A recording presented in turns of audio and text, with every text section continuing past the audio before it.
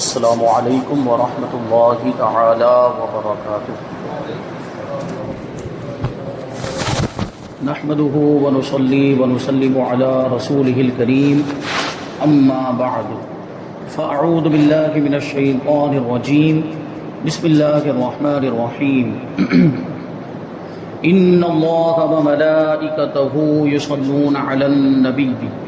یا ایها الذین آمنوا صلوا علیہ وسلموا تسلیما اللهم صل علی سیدنا ومولانا محمد معدن الجود والکرم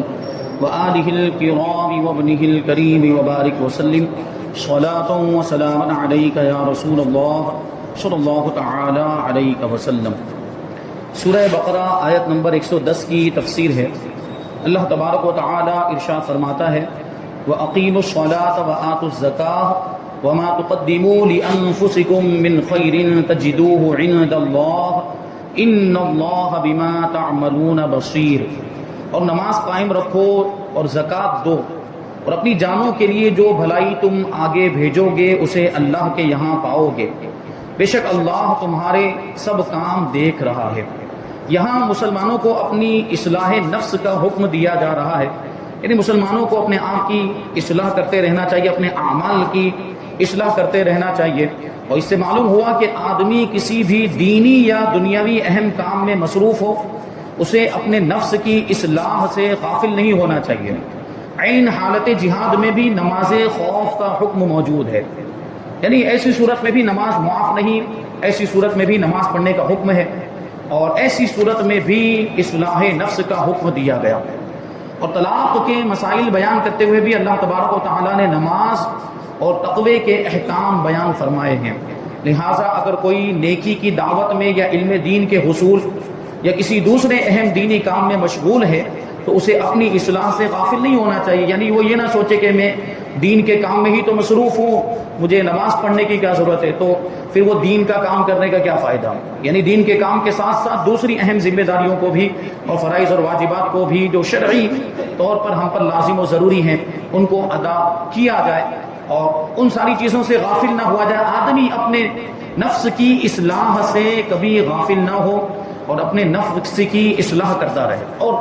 کبھی تو ظاہری اعمال کے ذریعے سے نفس کی اصلاح ہوتی ہے، اور کبھی روحانی طور پر نفس کی اصلاح ضروری ہوتی ہے۔ جیسے کچھ بیماریاں ایسی ہیں جو روحانی بیماریاں کہی جاتی ہیں، باطنی بیماریاں کہی جاتی ہیں، تو فرائض و واجبات اور ظاہری اعمال ادا کرنے کے ساتھ ساتھ ان چیزوں پر بھی توجہ دینے کی ضرورت ہے۔ جیسے کسی کے دل میں کسی کے لیے حسد پیدا ہو گیا، کینہ پیدا ہو گیا، یا بغض و عداوت کا جذبہ پیدا ہو گیا، تو نفس کی اصلاح میں یہ بھی داخل ہے کہ ان چیزوں کو دور کیا جائے۔ اگر حسد کی کیفیت پیدا ہوئی تو اس کو دور کرے، یہ بھی اصلاح میں آئے گا۔ کینہ ہو گیا، کسی سے دشمنی اور عداوت پیدا ہو گئی، جلن کا جذبہ آ گیا، تو اس کو دور کرے، یہ بھی نفس کی اصلاح میں آتا ہے۔ یعنی آدمی اگر نماز پڑھتا ہے لیکن ان روحانی بیماریوں کا شکار ہے تو اس کی نماز گویا کہ اس کو فائدہ نہیں دے رہی ہے۔ تو نماز فائدہ نہیں دے رہی ہے، اس کا مطلب یہ ہوا کہ ہماری نماز میں بھی کچھ کمی ہے۔ اور پھر یہ کہ نماز کے ساتھ ساتھ ہم اپنی نفس کی اصلاح پر توجہ بھی نہیں دے رہے، تو ظاہری اعمال کے ساتھ ساتھ نفس کی اصلاح بھی ضروری ہے۔ آگے آیت نمبر 111 اللہ تعالیٰ فرماتا ہے وَقَالُوا لَن يَدْخُلَ الْجَنَّةَ إِلَّا مَنْ كَانَ هُودًا أَوْ نَصَارَىٰ تِلْكَ أَمَانِيُّهُمْ قُلْ هَاتُوا بُرْهَانَكُمْ إِن كُنتُمْ صَادِقِينَ۔ اور اہل کتاب نے کہا، یعنی یہود و نصارہ نے کہا کہ ہرگز جنت میں داخل نہیں ہوگا مگر وہی جو یہودی ہو یا عیسائی ہو۔ یعنی یہودیوں نے کہا کہ جنت میں یہودی ہی جائیں گے، اور عیسائیوں نے کہا کہ جنت میں عیسائی ہی جائیں گے، ان کے علاوہ کوئی نہیں جائے گا۔ یہ ان کی من گھڑت تمنائیں ہیں، ان کی خیال بندیاں ہیں، جھوٹے خیالات، اپنے آپ کو جھوٹی تسلیاں دے رہے ہیں۔ ان کے پاس ان باتوں کی کوئی دلیل نہیں، اور ان باتوں کا ان کے پاس کوئی ثبوت نہیں ہے کہ جنت میں یہودی ہی جائیں گے یا جنت میں عیسائی ہی جائیں گے۔ یقیناً یہ باتیں جھوٹی ہیں، کیونکہ عیسائی ہونا یا یہودی ہونا جنتی ہونے کی علامت نہیں ہے۔ جنتی ہونے کے لیے ایمان والا ہونا ضروری ہے۔ اگر کوئی یہودی کہلاتا ہے، کوئی عیسائی کہلاتا ہے لیکن ایمان والا نہیں، تو وہ جنت میں کیسے جائے گا؟ وہ جنت میں جا ہی نہیں سکتا۔ ایمان والا ہونا ضروری ہے جنت میں جانے کے لیے۔ تم فرما دو، اگر تم سچے ہو تو اپنی دلیل لاؤ اس بات پر، جو بات تم کہہ رہے ہو کہ جنت میں یہودی ہی جائیں گے یا جنت میں عیسائی ہی جائیں گے، اگر تم سچے ہو اپنے اس دعوے میں تو اس کی دلیل لے کر آؤ۔ یہودی مسلمانوں سے کہتے تھے کہ جنت میں صرف یہودی جائیں گے، اور عیسائی کہتے تھے کہ صرف وہی جنت میں جائیں گے۔ یہ گفتگو مسلمانوں کو بہکانے کے لیے تھی تاکہ مسلمان معاذ اللہ اسلام کو چھوڑ کر یہودی ہو جائیں یا عیسائی ہو جائیں۔ اس کا مقصد یہ سب کرنے سے ان کا مقصد یہی تھا۔ تو ان کی تردید میں، ان کے رد میں یہ آیت کریمہ نازل ہوئی جس میں فرمایا گیا کہ ان کی یہ بات ان کی اپنی رائے سے ہے، اپنی طرف سے بول رہے ہیں، توریت اور انجیل میں ایسا کچھ بھی نہیں فرمایا گیا۔ اگر وہ سچے ہیں تو اپنی اس بات پر کوئی دلیل لائیں، اور وہ دلیل نہیں لا سکتے کیونکہ ان کی یہ بات جھوٹی ہے اور یہ بات واقعے کے مطابق نہیں ہے، کیونکہ ہم سب جانتے ہیں کہ جنت میں ایمان والے جائیں گے، اس کا یہودی ہونے سے یا عیسائی ہونے سے کوئی تعلق نہیں ہے۔ یعنی اس کا مطلب یہ ہوا کہ وہ اہل ایمان جو کسی دوسرے نبی پر ایمان رکھتے تھے اور انہوں نے ہمارے نبی پاک صلی اللہ علیہ وسلم کا زمانہ نہیں پایا، مومن تھے، کفر اختیار نہیں کیا، تو وہ بھی جنت میں جائیں گے۔ لیکن یہودی اور عیسائی کہلانے والے وہ لوگ جنہوں نے ہمارے نبی پاک صلی اللہ علیہ وسلم کا زمانہ پایا، تو اگرچہ دوسرے نبی پر ایمان رکھتے ہوں لیکن ہمارے نبی پر ایمان لانا ضروری ہے۔ اب ہمارے نبی کا زمانہ پانے کے بعد ہمارے نبی پر ایمان لانا ہی یہ نجات کا ذریعہ ہے۔ حضور پاک صلی اللہ علیہ وسلم کے اعلان نبوت کا زمانہ پانے کے باوجود اب اگر کوئی ایمان نہیں لاتا حضور پاک صلی اللہ علیہ وسلم پر، تو اگرچہ وہ دعویٰ کرتا رہے کہ میں موسیٰ علیہ السلام کو مانتا ہوں، میں عیسیٰ علیہ السلام کو مانتا ہوں، میں فلاں نبی کو مانتا ہوں، ان کی شریعت کو فالو کرتا ہوں اور ان کے بتائے ہوئے طریقے پر چلتا ہوں، اس کی یہ بات نہیں مانی جائے گی اور اس کو بنیاد پر وہ جہنمی ہے نبی پاک صلی اللہ علیہ وسلم پر ایمان نہ لانے کی وجہ سے۔ یہاں پر یہ جو بات بتائی گئی کہ یہ ان کی من گھڑت تمنائیں ہیں، یہ باطل خیال بندیاں جو یہ کہہ رہے ہیں وہ لوگ کہ جنت میں یا تو یہودی ہی جائیں گے یا جنت میں عیسائی ہی جائیں گے، یہ ان کی من گھڑت باتیں ہیں۔ یعنی بغیر کسی بنیاد کے جنت میں داخلے کے زبانی دعوے کرنا یہ جہالت اور حماقت و بے وقوفی ہے، دلیل نہیں ہے، اور بغیر دلیل کے اس طرح کے دعوے کر رہے ہیں۔ ایک امید ہے جسے عربی میں رجا کہتے ہیں، اور ایک خام خیالی جسے عربی میں امنیہ کہتے ہیں۔ اور خام خیالی کا مطلب یہ ہوتا ہے کہ بالکل بھی بے سر و پا کی بات، یعنی اپنی رائے سے کچھ بھی بول دینا اور اس کے کوئی بھی اسباب نہ ہو اور اس کے پورا ہونے کی کوئی بھی امید نہ ہو، اس کو امنیہ کہا جاتا ہے۔ جبکہ رجا ایسی امید کو کہا جاتا ہے جس کے پورے ہونے کے اسباب بھی مہیا کیے جائے، یعنی آدمی کسی چیز کی امید کرے تو اس کو پورا کرنے کی کوشش بھی کرے، اس کے اسباب مہیا کرے، اس کے لیے جو چیزیں ضروری ہیں ان چیزوں کا انتظام کرے، اس کو امید کہا جاتا ہے۔ جیسے ہم کسی چیز کی امید رکھیں، اگر ہم یہ امید رکھتے ہیں کہ ہمارے پاس ایک گاڑی آ جائے، 4 ویلر آ جائے، اگر ہم امید رکھتے ہیں تو ہم اس کے لیے کوشش بھی کریں گے، ہم اس کے لیے اسباب مہیا کریں گے، ہم اس کے لیے محنت کریں گے، ہم اس کے لیے کمائیں گے، اور پیسہ جمع ہوگا تو پھر ہم گاڑی خرید لیں گے، اس کو کہا جائے گا امید۔ لیکن ہم نے صرف سوچا ہوا ہے کہ ہم گاڑی خریدیں گے اور ہمارے پاس گاڑی ہونی چاہیے، لیکن اس کے لیے کوئی اسباب مہیا نہیں کیے، اس کے لیے کوئی انتظام نہیں کیا، اور بس بیٹھے ہوئے سوچے جا رہے ہیں کہ گاڑی آ جائے، گاڑی آ جائے، تو خالی سوچنے سے تو گاڑی آنے والی نہیں ہے۔ تو اس کو امنیہ کہا جاتا ہے، اور اس کو باطل خیال بندی بھی کہا جائے گا، من گھڑت تمنا بھی کہا جائے گا کہ خود ہی سوچ کے بیٹھا ہوا ہے اور اس کے لیے اسباب مہیا نہیں کیے۔ تو ان کی یہ جو بات ہے، یعنی یہودی کہتے ہیں کہ یہودی جنت میں جائیں گے اور عیسائی کہتے ہیں کہ عیسائی ہی جنت میں جائیں گے، وہ ان کی ایسی ہی خیال بندیاں ہیں اور ان کی ایسی ہی من گھڑت امیدیں ہیں، تمنائیں ہیں۔ تمنا ایسی تمنا ہے کہ جس کے لیے کوئی اسباب نہیں ہے اور جس کی کوئی حقیقت نہیں ہے۔ تو امام غزالی رحمۃ اللہ تعالی علیہ نے اس موضوع پر اپنا بڑا پیارا کلام ارشاد فرمایا ہے، اس کا خلاصہ ملاحظہ فرمائے۔ چنانچہ آپ رحمۃ اللہ تعالی علیہ فرماتے کہ رجا یعنی امید دل کی اس راحت کا نام ہے جو محبوب چیز کے انتظار سے حاصل ہوتی ہے۔ جو چیز پسندیدہ ہے آدمی اس کا انتظار کرتا ہے کہ یہ مجھے مل جائے، پسندیدہ چیز، جیسے میں نے ابھی کار کی مثال دی، اور بھی دوسری مثالیں آپ لے سکتے ہیں۔ لیکن یہ محبوب جس کی توقع کی جا رہی ہے اس کا کوئی سبب بھی ہونا چاہیے، اس کے اسباب بھی مہیا کرے۔ جیسے میں نے کار کے تعلق سے کہا کہ اس کے لیے پھر محنت بھی کرے، کوشش بھی کرے، دولت بھی ہونی چاہیے، روپیہ پیسہ بھی ہونا چاہیے جس سے اس کو خریدا جا سکے، تو اس کے لیے سبب ہونا چاہیے۔ لہٰذا اگر اس کا انتظار اکثر اسباب کے ساتھ ہے تو اسے رجا یعنی امید کہتے ہیں، یعنی محبوب چیز اور پسندیدہ چیز کا انتظار کر رہا ہے، اس کے ساتھ میں اس کے اسباب بھی ہیں، یعنی اس کے حاصل ہونے اور اس کے ملنے کے اسباب بھی موجود ہیں، تو اس کو رجا کہیں گے، اس کو امید کہیں گے۔ اور اگر اسباب بالکل بھی نہیں، اسباب ہے ہی نہیں اس کے حاصل کرنے کے، یا اسباب ہیں تو لیکن اضطراب کے ساتھ ہیں، اضطراب کے ساتھ ہونے کا مطلب یہ کہ وہ اسباب کام آئیں گے کہ نہیں کام آئیں گے، ایسے اسباب، یعنی ان اسباب کے ذریعے سے وہ چیز حاصل ہو پائے گی یا نہیں ہو پائے گی اس کا یقین نہیں ہے، تو اسے امید نہیں کہہ سکتے، بلکہ یہ دھوکہ اور بے وقوفی ہے۔ اسے بے وقوفی کہا جائے گا۔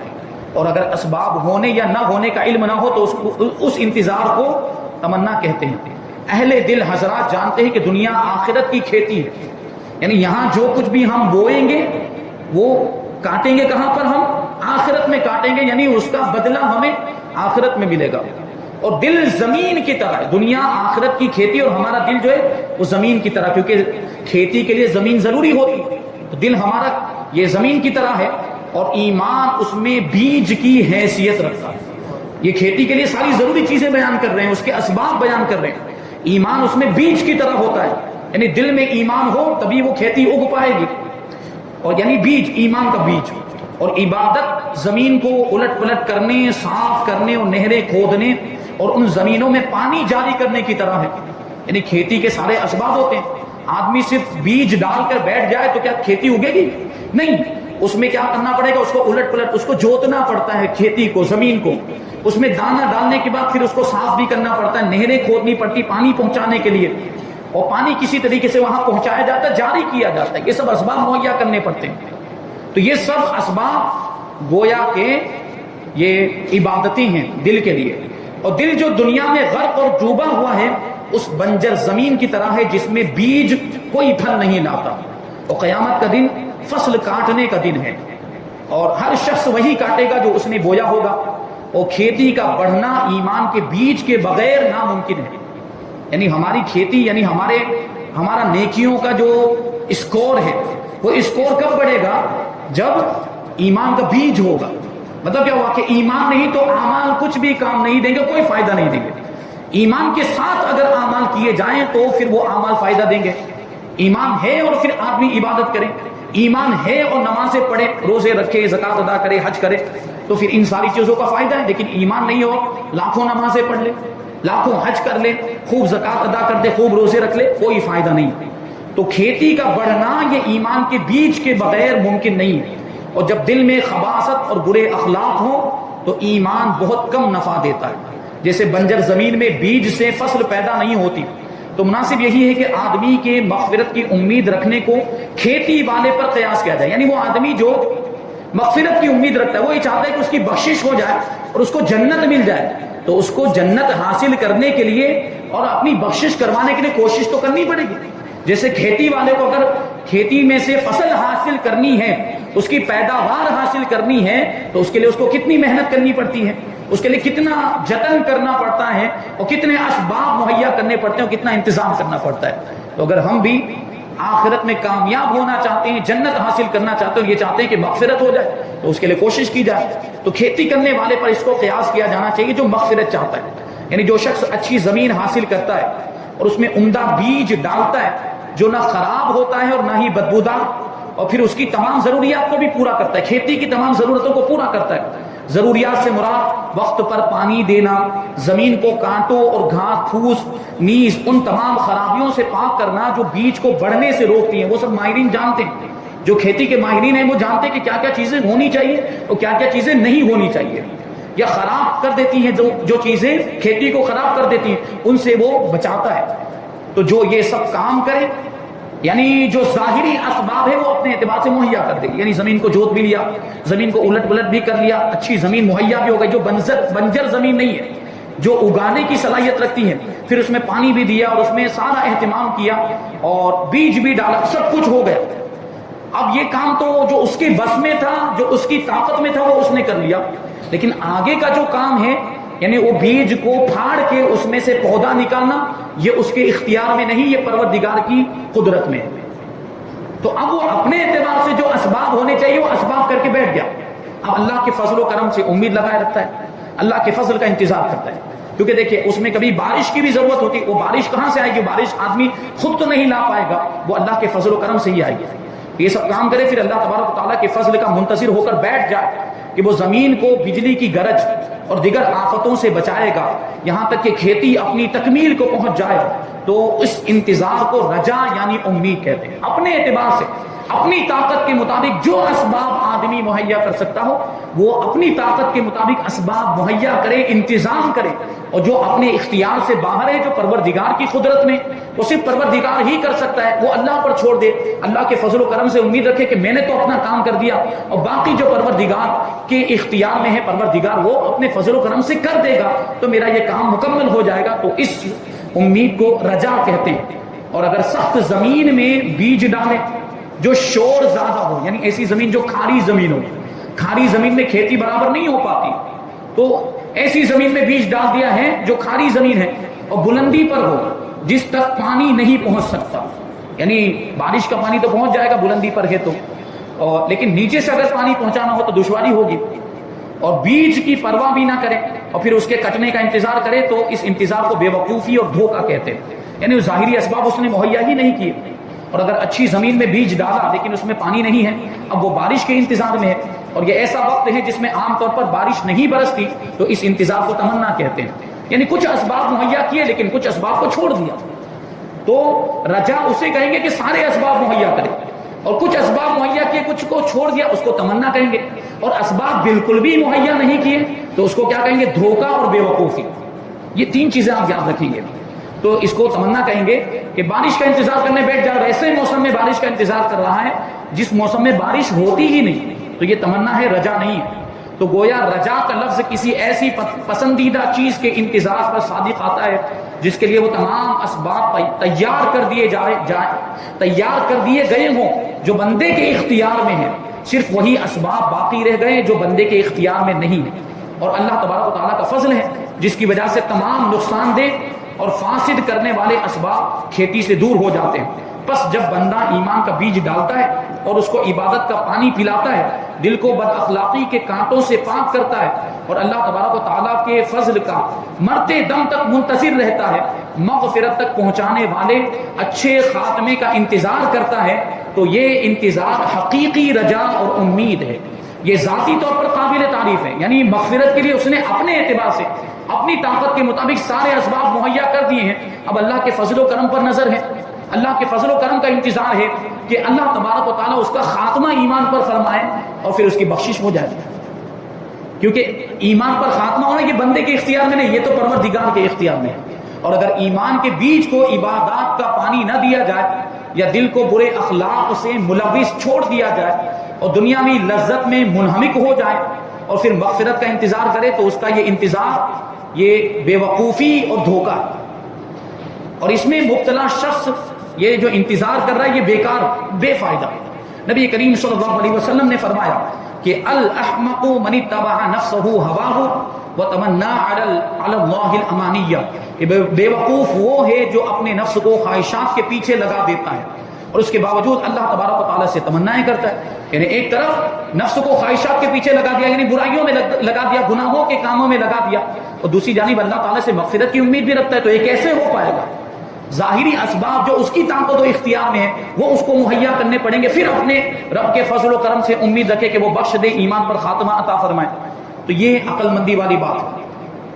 تو بے وقوف آدمی یہ کرتا ہے کہ نفس کو اپنی خواہشات کے پیچھے لگا دیتا ہے، پھر اللہ تبارک و تعالیٰ سے تمنائیں کرتا ہے کہ وہ تو بڑا کریم ہے، وہ تو غفور الرحیم ہے، اس سے اور اس کے اعمال سے بے پرواہ ہے، یعنی اللہ تبارک و تعالیٰ کو ہمارے اعمال کی ضرورت نہیں ہے، اس لیے اللہ تعالیٰ اسے کوئی سزا نہیں دے گا بلکہ جنت میں داخل کر دے گا اور وہ اس کی من چاہی چیزیں اسے دے دے گا۔ اس طریقے سے کچھ لوگوں کا معاملہ یہ ہوتا ہے، یہ جھوٹی امیدیں ہیں، یہ خیال بندیاں ہیں۔ اسی طرح یہ یہود و نصارہ کا بھی جو قول تھا یہ ان کا من گھڑت اور باطل خیالات اور باطل من گھڑت ان کی تمنائیں تھیں جس پر ان کے پاس کوئی دلیل نہیں اور اس کے اسباب بھی نہیں، یہ صرف منہ کا زبانی دعویٰ تھا ان کا، اس کے اسباب بھی ان کے پاس نہیں، کیونکہ اگر وہ یہ سوچتے کہ ہم جنتی ہو جائیں اور ہمیں جنت مل جائے، ہماری مغفرت ہو جائے، تو اس کے اسباب وہ مہیا کرتے، اس کا وہ انتظام بھی کرتے، یعنی نبی پاک صلی اللہ علیہ وسلم پر ایمان لے آتے، یعنی نبی پاک صلی اللہ علیہ وسلم پر ایک تو ایمان نہیں لائے، اوپر سے دعویٰ کر رہے ہیں کہ ہمارے علاوہ کوئی جنتی نہیں ہے، تو یہ دھوکہ ہے اور ان کی بے وقوفی ہے۔ آگے اللہ تبارک و تعالیٰ آیت نمبر 112 میں ارشاد فرماتا ہے بلا من اسلم وجهه للہ وهو محسن فله اجره عند ربه ولا خوف علیہم ولا هم يحزنون۔ جنت میں ہاں کیوں نہیں، ان لوگوں نے یہ بات کہی کہ جنت میں یا تو یہودی جائیں گے یا تو عیسائی جائیں گے، تو اللہ فرماتا ہے ہاں کیوں نہیں، جس نے اپنا چہرہ اللہ کے لیے جھکا دیا اور وہ نیکی کرنے والا بھی ہو تو اس کا اجر اس کے رب کے پاس ہے، اور اس پر نہ کوئی خوف ہوگا نہ وہ غمگین ہوں گے۔ یعنی مطلب یہ بیان کیا جا رہا ہے کہ یہودی یا عیسائی ہونا جنتی ہونے کی دلیل نہیں ہے، بلکہ جنت میں تو وہ جائے گا جس نے اپنا چہرہ اپنے رب کے لیے جھکا دیا، یعنی جو پروردگار کا مطیع و فرما بردار ہو گیا، اور جو نیکیاں کرنے والا بھی ہے، جو عبادت کرنے والا بھی ہے، تو اس کا اجر اس کے رب کے پاس ہے، یعنی پھر اسے جنت ملے گی اور اس پر نہ کوئی خوف ہوگا نہ وہ غمگین ہوگا۔ تو جنت میں داخلے کا حقیقی معیار ایمان صحیح اور عمل صحیح ہے، اور کسی بھی زمانے اور کسی بھی نسل و قوم کا آدمی اگر صحیح ایمان و عمل رکھتا ہے تو وہ جنت میں جائے گا۔ البتہ یہ یاد رہے کہ نبی کریم صلی اللہ علیہ وسلم کے اعلان نبوت کے بعد آپ کی نبوت نہ ماننے والے کا ایمان قطعاً صحیح نہیں ہو سکتا، اور کوئی بھی عمل ایمان کے بغیر صالح نہیں ہو سکتا۔ تو گویا کہ جو حضور کو نور صلی اللہ علیہ وسلم پر ایمان رکھے اور عمل صالح کرے وہ جنت کا حقدار ہے۔ چونکہ یہودیوں اور عیسائیوں نے کہا تھا کہ ان کے سوا کوئی جنت میں داخل نہیں ہوگا، تو اس کے جواب میں فرمایا گیا کہ ان کے علاوہ کوئی جنت میں کیوں داخل نہیں ہوگا، جبکہ اللہ تبارک و تعالیٰ کا قانون یہ ہے کہ جو بھی ایمان صحیح اور عمل صالح لے کر آئے گا وہ جنت میں داخل ہوگا۔ یعنی ان کی بات غلط ہے اور ان کا جو معیار ہے وہ غلط، وہ بے وقوفی اور دھوکہ ہے، جبکہ صحیح قانون اللہ تبارک و تعالیٰ کا قانون یہ ہے کہ جو ایمان لے کر آئے گا اور صحیح عمل لے کر آئے گا وہ جنت کا حقدار ہے، وہ جنت میں داخل ہوگا، چاہے پھر وہ کسی اور نبی پر ایمان رکھنے والا ہو یا ہمارے نبی پر ایمان رکھنے والا ہو۔ یعنی کسی اور نبی پر ایمان رکھنے کا مطلب کیا، ان کے زمانے میں، ان کے زمانے نبی پاک صلی اللہ علیہ وسلم کا زمانہ نہیں پایا، جن یہود و نصارہ نے یا جو کسی اور نبی کے ماننے والے انہوں نے نبی پاک صلی اللہ علیہ وسلم کے اعلان نبوت کا زمانہ پا لیا، اب ان کے لیے حضور پر ایمان لانا ہی ضروری ہے۔ اب اگر کوئی حضور پر ایمان نہیں لاتا، کتنے بھی اچھا عمل کیوں نہ کرے یا کسی دوسرے نبی پر ایمان کیوں نہ رکھتا ہو، وہ جنت کا حقدار نہیں ہے۔ یعنی جنت کا پروانہ اسی کے لیے ہے جو نبی پاک صلی اللہ علیہ وسلم پر ایمان بھی رکھتا ہے اور اس کے بعد عمل صالح کرے، تو وہ شخص جنت میں داخل ہوگا۔ انشاءاللہ آنے والی آیت کریمہ کی تفسیر ہم آئندہ درس میں شامل کریں گے۔ اللہ تبارک و تعالیٰ کی بارگاہ میں دعا ہے کہ جو کچھ بھی بیان ہوا اس پر ہم سب کو عمل کرنے کی توفیق عطا فرمائے اور نور قرآن سے ہم سب کے دلوں کو روشن اور منور فرمائے۔ وما علینا الا البلاغ۔ السلام علیکم۔